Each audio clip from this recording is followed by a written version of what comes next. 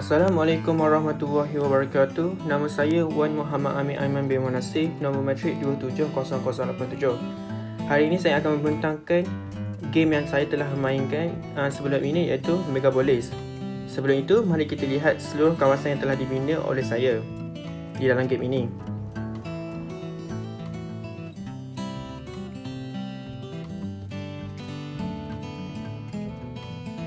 Okey, di dalam game ini saya telah memberi nama kepada bandar-bandar tersebut, iaitu namanya adalah Pahang Land.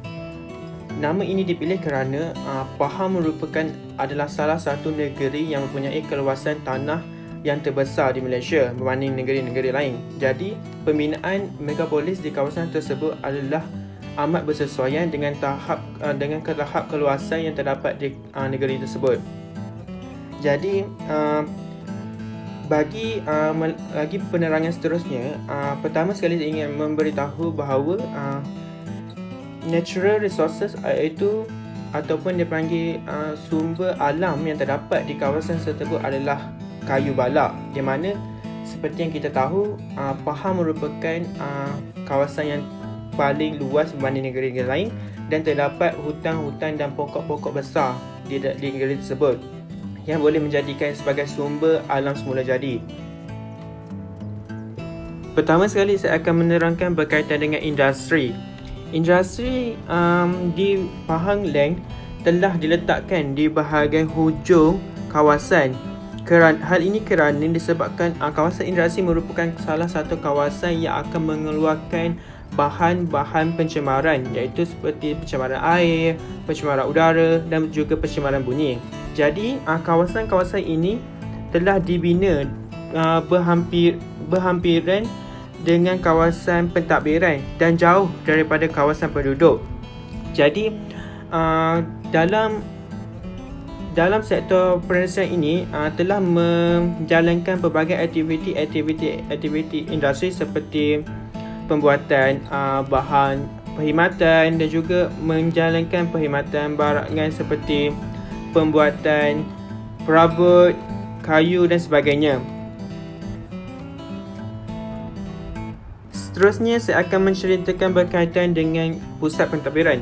Pusat pentadbiran akan terletak di bahagian sini, di mana terdapat pelbagai pejabat ataupun jabatan-jabatan pentadbiran yang telah dijalankan di Pahang Land, iaitu seperti yang kita dapat dilihat sini ialah office building dan juga weather office, dan pada masa yang sama juga terdapat juga police station. Jadi, kawasan ini amat sesuai bagi penempatan jabatan-jabatan perkhidmatan di Pahang Land kerana ia bukan sahaja berhampiran dengan kawasan penduduk, malah ia juga berhampiran dengan kawasan industri. Jadi, untuk memudahkan urusan mereka menjalankan tugas dengan baik. Selain itu juga, saya akan menerangkan pusat pentadbiran yang kedua. Jadi di sini kita dapat lihat bangunan-bangunan tinggi telah dibina dan diasingkan dengan bangunan-bangunan lain. Hal ini kerana bangunan-bangunan tinggi memerlukan kawasan yang lebih besar dan juga kawasan yang jarang dan tidak terlalu padat, kerana bangunan ini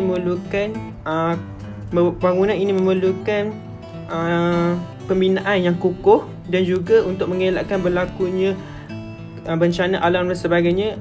Untuk meredakan kerosakan, maka ia perlu dibina di kawasan yang berbeza dan diasingkan berbanding dengan kawasan-kawasan lain.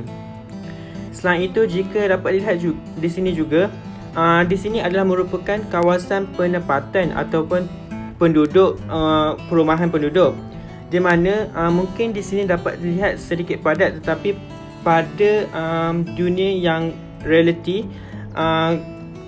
jarak antara rumah itu adalah fleksibel dan juga telah dibahagi jarak yang sesuai bagi setiap pembinaan rumah ataupun kondominium. Jadi jika dilihat di sini, penempatan telah berhampiran dengan beberapa bangunan seperti supermarket dan juga perpustakaan, gift shop dan lain-lain.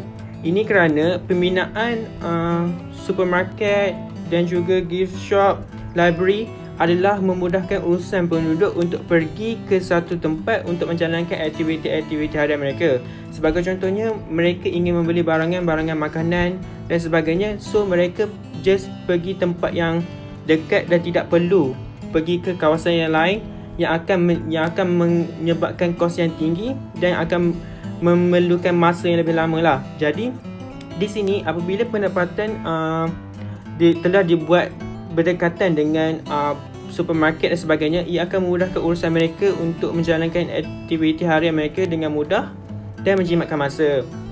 Selain itu, di dalam si Pahang Link ini, kami telah menggunakan kaedah untuk menjana elektrik seperti solar, kincir angin dan solar dan kincir angin. Jadi untuk generate elektrik itu adalah sangat penting bagi sesebuah bandar.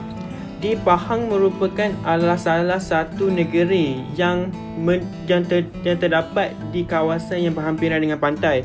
Jadi penggunaan kincir angin dan solar adalah sangat berkesan kepada Pahang Land kerana kawasan Pahang yang luas boleh menyebabkan kami untuk membina panel solar dalam skala yang besar. Selain itu, kincir angin juga dapat dibina kerana kawasan Pahang yang berhampiran dengan pantai akan menyebabkan angin laut itu datang ke kawasan ke tanah Pahang dan menyebabkan dapat menjana elektrik daripada kincir angin. Selain itu juga di kawasan bahagian hujung ini adalah kawasan untuk rekreasi. Jadi penduduk yang terdapat di kawasan tersebut akan berkreasi di kawasan tersebut. Jadi secara tidak langsung yang dapat saya kesimpulannya untuk bandar ini adalah bandar megapolis yang mempunyai penduduk yang agak tinggi. Hal ini kerana bandar megapolis merupakan bandar yang menggabungkan beberapa buah bandar yang menyebabkan pertambahan penduduk dan juga pencampuran penduduk itu berlaku. Bandar megapolis adalah merupakan bandar yang amat sibuk dan juga mempunyai pelbagai sektor ekonomi yang berjalan pada waktu yang sama. Sebagai contohnya, sektor industri, sektor perkhidmatan, sektor pentadbiran dan sebagainya. Jadi, itu sahaja daripada saya. Sekian, terima kasih.